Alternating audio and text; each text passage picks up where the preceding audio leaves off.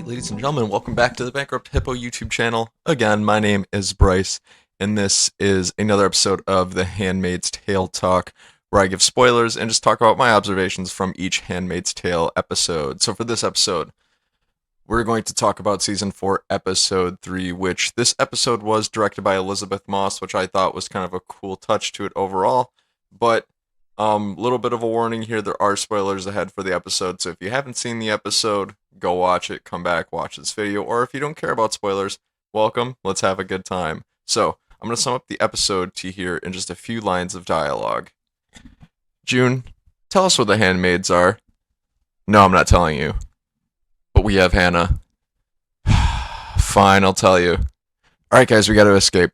It's essentially what really happens throughout the course of the episode. I'm super simplifying it overall, but what I'm trying to say is this episode didn't really have a ton of plot to it. It was more of a contextual episode, right? What it did was it gave us more of an idea of what the world of Gilead is currently like, how it's transforming, how long June has been fighting in Gilead for, poses some interesting questions to some characters, some thought-provoking things, brings us in as the audience into what the characters might be thinking or feeling, things of that nature. So this episode was a little bit more of a quieter one, and I'm hoping I'll have a little bit more payoff as the season goes on, but only time will tell. And just to make sure I touch on everything that I need to, let me double check my notes here. Okay, so to kind of start off this episode, it kind of, we visit Canada. We go and we visit, in this particular case, Luke, because Luke is informed at the very beginning that June has again been captured and being held, but they don't know much more than that, so they don't have really much to tell him. So we kind of get a little glimpse into how he's really coping with the situation, which is obviously not good. He has this dialogue with Moira where he's like, I have to wonder why June keeps choosing to stay in Gilead. She's had so many opportunities. She's had an opportunity to escape. To us as the audience, we know that she's had multiple opportunities to escape. Why does she keep choosing to stay there and keep fighting? And at first I was kind of like, yeah, like, why does she just keep staying and fighting in Gilead? For us as the audience, maybe it's because she knows that she can help a lot of people and that's enough for her to stay. But I thought that the series has made it abundantly clear that the main reason she keeps staying, even though she's got the opportunity to escape, is because she wants to save Hannah from Gilead. She wants to get Hannah out of Gilead. She's not leaving Gilead without Hannah. And it was really interesting to me because us as the audience, we know that the show has demonstrated to us that particular notion, but does Luke know that? Does Luke even know that Hannah's still alive? If I recall, I'm not sure if Luke knows if Hannah's still alive or not, because if he doesn't know that Hannah's alive, it makes sense why he's feeling the way he feels. It's like, why does June keep feeling the need to avoid escaping or choose not to escape? But if he knows that Hannah's alive, then it kind of renders that whole plot device in this episode mute, and it really brings into questioning why Luke's really even in the episode at all. It's like I feel as though that they could have maybe even cut him out, but that's only with the caveat that if he thinks that Hannah isn't alive, then it kind of makes sense why he feels the way he feels. But I'm trying to make sure I said that correctly. If he thinks Hannah isn't alive, then yeah, it would make sense. It would make sense a little bit more why he feels the way he feels, thus rendering his plot point a little bit more relevant in this particular episode. So, really interesting, thought-provoking things overall. Just a little glimpse into how Luke is feeling. I still think a lot of his points were pretty pointless. There was one particular moment where somebody from the American Canadian Embassy tells him, oh, my grandfather used to bury this particular plant in the backyard for good luck. And it felt really awkward and out of place. And they even showed him in the episode planting that particular object into his backyard, which I guess it tells us as the audience, like, hey, he's got hope that June will one day come back. But other than that, I thought it was really out of place and really odd, and the episode probably could have dealt without it. But the more I think about it, the more I'm like, I'm okay with it. It's fine. It just, at the time, it seemed very out of place as I was watching the episode. But moving on then from Luke's point of view. So we kind of go, we transpose past Luke and we kind of go into June's capture. Obviously, June is going to be tortured in this episode until she gives up the location of where the handmaids escaped from. Uh, in this case, we get a lot of Nick in this episode. Nick says Mrs. Keys is in custody and she's safe. That's the only closure we really get from Mrs. Keys.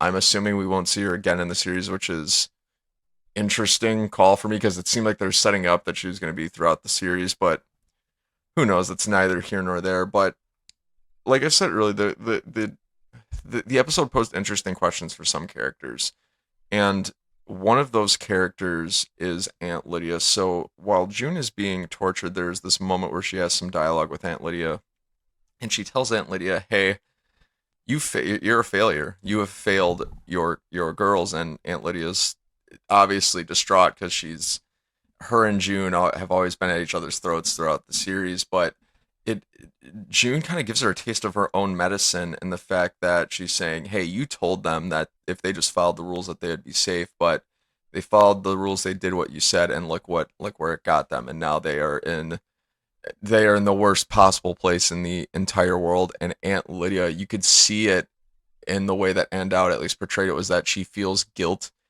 for that, and June just keeps throwing it into her like, this is your fault, this is your fault. And it's giving her a taste of her own medicine because we have seen Aunt Lydia do the same to June throughout this series a few times. I thought it was a really interesting mind tactic by June, and it shows her, again, like I said, each episode has consistently shown us how June is growing and evolving in this world, and she's now transcended into also psychological warfare, and for lack of a better term. So I thought it was a really interesting um moment in dialogue overall, and it makes some really interesting themes, for at least for me, for Aunt Lydia in the future. It's like, does Aunt Lydia feel guilty for what she's done in Gilead? Will this guilt for what she's doing, will that change her character as it goes on?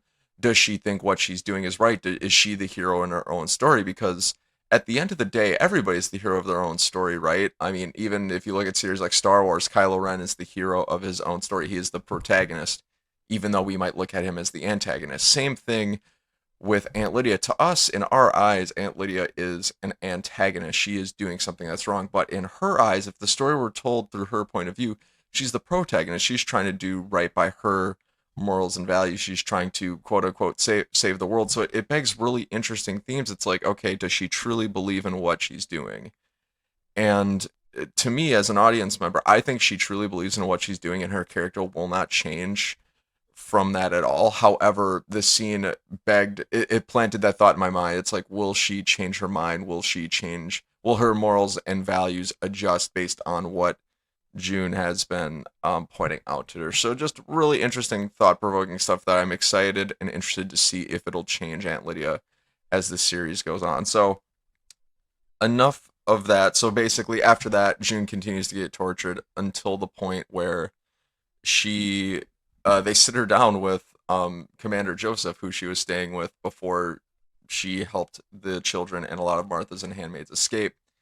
And Commander Joseph is like, all right, you have to tell them where the handmaids are because they have Hannah and they're going to hurt her. And June tells herself, she's like, why would they hurt Hannah? She's a child. Like, all Gilead cares about is children. And Commander Joseph says something really interesting. They don't really explore it much in the episode, but he's like, they don't care about children. All they care about is power. Like, all that's just a front.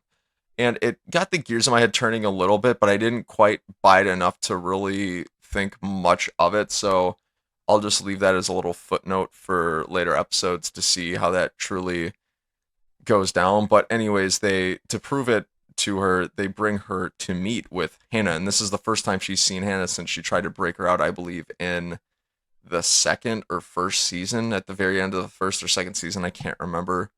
I'm losing track of my seasons at this point, but she goes and meets with Hannah, and it's enough to break her. She gives up the handmaids and their location, which that's probably the biggest plot moment in the entire episode. But what really makes it interesting is the actual interaction between June and Hannah, because June goes up to Hannah, puts her hand on the glass because they're keeping Hannah in this glass cage it's a glass cage essentially. And Hannah screams and like runs away from June, and June's like, she has this realization. You can see on her face, like, oh my god, she's scared of me. And that particular moment for me provided a lot of context because one, it showed how much Hannah has grown since they were first captured by Gilead at the very first episode. It's like June and Hannah have been in Gilead for so long that Hannah has gone from maybe a 3, 4, 5 year old who could just barely talk to now, to me, probably a teenager at this point. So it's like, does Hannah even really remember her biological parents? Does she really remember June or Luke all that well? And um if she does remember them, has she been brainwashed into thinking that they're terrible, awful people that are just enemies to Gilead? Because it just poses so many interesting things, because it's like, even if June was able to get Hannah out of Gilead, would Hannah want June to get her out of Gilead? Has Hannah become too comfortable there? And that first thought was provoked in the last episode when we saw it. I believe his name was Asher, when he was like, I want to go back home, referring to Gilead. And now it's like, oh my god, have children been in Gilead for so long that that's all they know and they don't want anything else? So it got the gears turning in my head a lot. What really makes me interested in is if, okay, in the future, if June now has the opportunity to escape and just leave Hannah behind in Gilead, will she do so? I think because of this interaction, and the way June is as a character, I don't think June will ever leave Gilead without Hannah.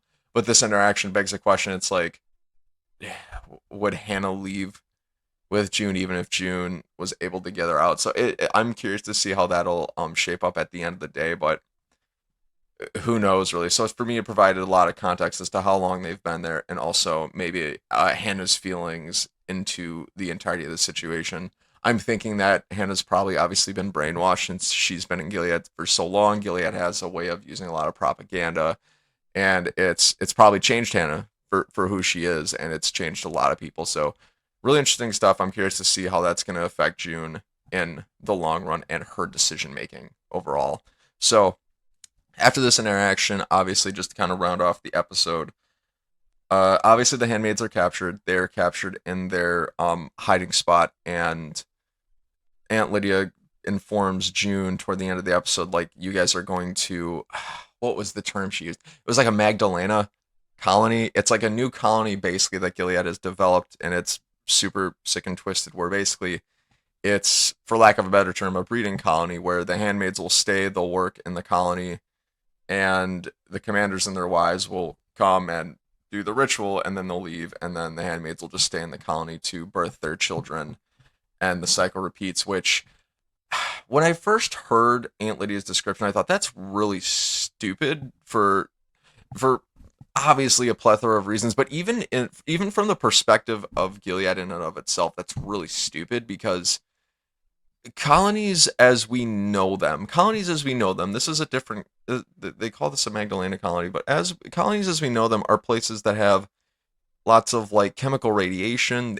They kill people. It's like, why would you send handmaids to a place like that where they're going to birth their children? Wouldn't that harm the children, and wouldn't that harm the handmaids as well? It's like, that seems like a really stupid call overall by Gilead if their overall goal is to repopulate. So I thought that was really weird. Maybe this is a different colony than what I'm thinking of. Maybe they'll talk about that more in a future episode. But we know nothing about this colony other than what Aunt Lydia's really said. So the rest of it's up to my imagination. So or our imagination as the audience. So I'm really speculative to see how that would go. It doesn't make a lot of sense to me, and it actually kind of took me out of the episode for a few minutes there. I'm like, why would they? It would just seem that it's just it's a stupid idea. It's just a bad idea.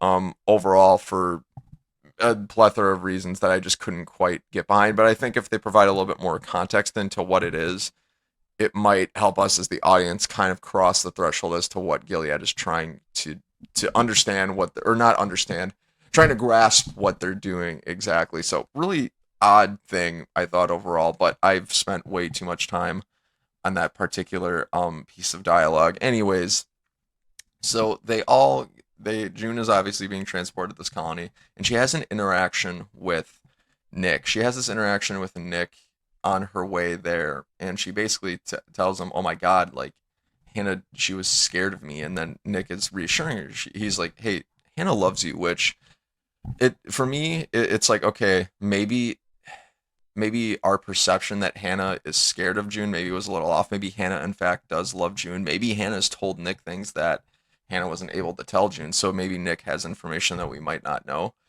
Or is he just telling June that to make her feel better? Who knows? I'm curious to see how that will turn out. But the one big thing I think that this scene reminds us of is that Nick and June still love each other, which is going to make for a really interesting conclusion to the series, whenever that might be. Is how is that going to be affected between the situation between Nick, Luke, and June? Like, there's a bit of a triangle that kind of goes on there for many complicated reasons, but it's like, how is this? I'm curious to see how the series is gonna um handle that particular arc, so to speak. So we'll have to keep our eyes open for that overall. But at the end of the day, all of the handmaids, they're back together with Aunt Lydia in the van. They're being transported.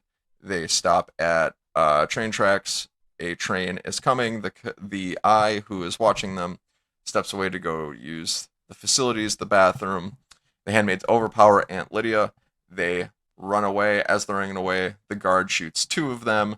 Two other of them get hit by the train, and then the only ones who survive and live through it are June and Janine, and the episode ends with them running away. So the episode ended in a way that I wasn't obviously expecting, especially since two of the handmaids that were killed were pretty significant characters throughout the series, so that kind of kills them off as well. I can't remember their names for the life of me, which really, really sucks. I think one of them was Rihanna and Alma. Rihanna and Alma, I think, were two of the major handmaids that were killed. They were both hit by the train. They just barely made it, because obviously they're running away from an armed guard trying to beat a train, so that happens. But it was just a very surreal moment, because one, June had an opportunity to actually kill Aunt Lydia, or at least it was implied, because she grabbed Aunt Lydia's truncheon. She's whining back like, "Oh yeah, I'm gonna mess Aunt Lydia up," and Alma says, "June, don't do it." And even Aunt Lydia's like, "Don't do it, June." And June chooses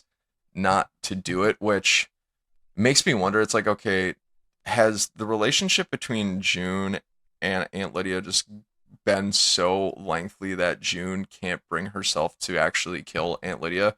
Or does June actually see some good in Aunt Lydia, where she's like, if I kill her, that good has no opportunity to leave? And considering how much June has evolved as a person and leader throughout the series, I would actually make an argument that's the latter. I think June chose not to kill Aunt Lydia in that moment because of the fact that she sees some good in Aunt Lydia, and there's potential for that to be manifested down the line. So who knows? It'd be really interesting to see. But the episode ends with that, and it ends with Janine and June basically running away, the train covering their escape. So I'm curious to see how the next episode's going to go down, on what June and Janine are going to do. I thought it was a really questionable move by the Eye to start shooting at them and killing them, because again, you rely on these handmaids for the future of Gilead, but yet you're killing them. Like, it made no sense. Like, I get there's probably no other way to stop them, but killing them seems like a really poor choice by the Eye. So it's another thing that kind of took me out of the episode, that and the whole description of the colony. Both of those instances, I'm like, that doesn't make a ton of sense.